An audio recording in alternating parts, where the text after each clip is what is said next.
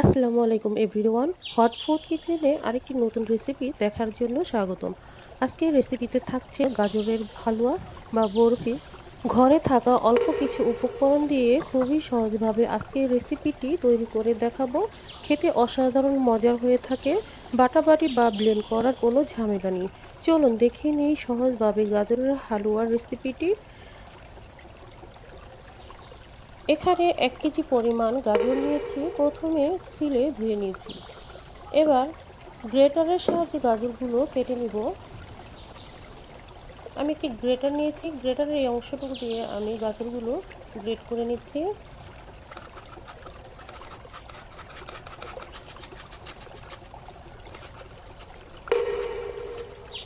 একটা গাজর আমার কাটা হয়ে গেছে, আর উপরের শক্ত অংশটুকু ফেলে দিচ্ছি। এভাবে আমি সবগুলো গাজর গ্রেটারের সাহায্যে কেটে নিব।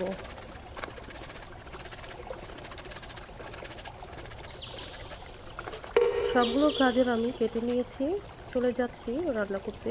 চুলায় একটি প্যান বসিয়ে দিয়েছি, দিয়ে দিচ্ছি গ্রেট করে রাখা গাজরগুলো। আর এখানে দিয়ে দিচ্ছি ২ কাপ চিনি। ১ কেজি গাজরের জন্য আমি ২ কাপ চিনি দিয়েছি। আপনারা চিনিটা আপনাদের স্বাদ অনুযায়ী দিয়ে দিতে পারেন। ২ টুকরো দিয়ে দিচ্ছি দারচিনি আর ৪টা এলাচ। দিয়ে দিচ্ছি ১ কাপ লিকুইড গরুর দুধ। আর দিয়ে দিব ১ চিমটি লবণ। লবণটা আপনারা দিতেও পারেন বা স্কিপ করতে পারেন। অনেকে মিষ্টি লবণ খায় না। আমি মিষ্টিতে লবণ দিই, কারণ মিষ্টিতে লবণ দিলে মিষ্টির যে টেস্টটা অ্যাডজাস্ট হয়ে যায়। আর খেতেও অনেক ভালো লাগে। চুলার আঁচটা হাই হিটে রেখে আমি ৫ মিনিট জাল করে নিচ্ছি। ৫ মিনিট পর ফিরে আসলাম। গাজর আর চিনি থেকে বেশ কিছু পানি উঠেছে। এই পানিটা দিয়ে আমি গাজরটাকে ভালোভাবে আরও ১০ মিনিট সিদ্ধ করে নিব। ১০ মিনিট পর ফিরে আসলাম। গাজরটা আমার সিদ্ধ হয়ে গেছে, আর পানিটাও শুকিয়ে গায়ে লেগে আছে। আর যে গরম মশলাটা এলাচ আর দারচিনি দিয়েছি তা আমি তুলে ফেলে দিচ্ছি।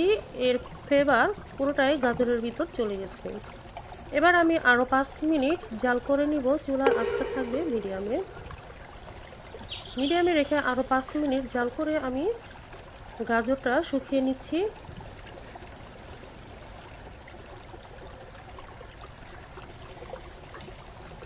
ফিরে আসলাম ৫ মিনিট পর। গাজরের পানিটা আমি পুরোপুরি শুকিয়ে নিয়েছি।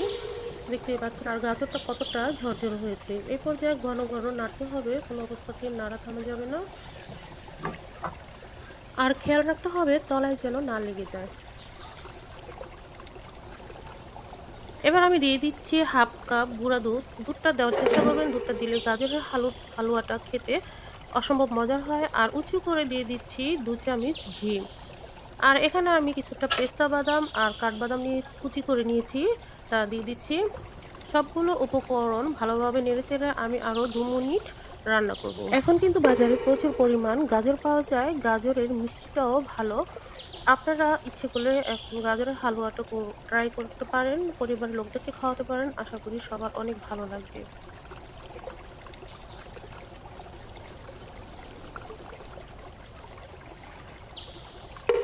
গাজরটা আমার কুক করা হয়ে গেছে, চুলা থেকে নামিয়ে নিচ্ছি। একটা প্লেটে কিছুটা ঘি দিয়ে ব্রাশ করে নিচ্ছি গাজরটা সেট করার জন্য। তা আমি চামিচ দিয়ে চেপে চেপে এভাবে সেট করে নিচ্ছি। আর উপরে কিছুটা পেস্তা আর কাঠবাদাম দিয়ে সাজিয়ে নিচ্ছি। আপনারা চাইলে এটাকে স্কিপ করতে পারেন বা দিতেও পারেন। তো আমি এভাবে বরফি আকারে কেটে নিয়েছি। আপনারা আপনাদের পছন্দ অনুযায়ী কেটে নিতে পারেন বা এভাবেও খেতে পারেন। যেভাবেই খান না কেন গাজরের স্বাদটা কিন্তু অতুলনীয়, খুবই মজার হয় আজকের এই সহজ হালুয়ার রেসিপিটি। আপনারা বাসায় ট্রাই করবেন আর কমেন্ট করে জানাবেন আজকের রেসিপিটি কেমন হয়েছে। ভালো লাগলে লাইক, শেয়ার, সাবস্ক্রাইব করে পাশে থাকার অনুরোধ রইল। ভালো থাকবেন, সুস্থ থাকবেন, আমার জন্য দোয়া করবেন। আজ এই পর্যন্ত। আল্লাহ হাফেজ।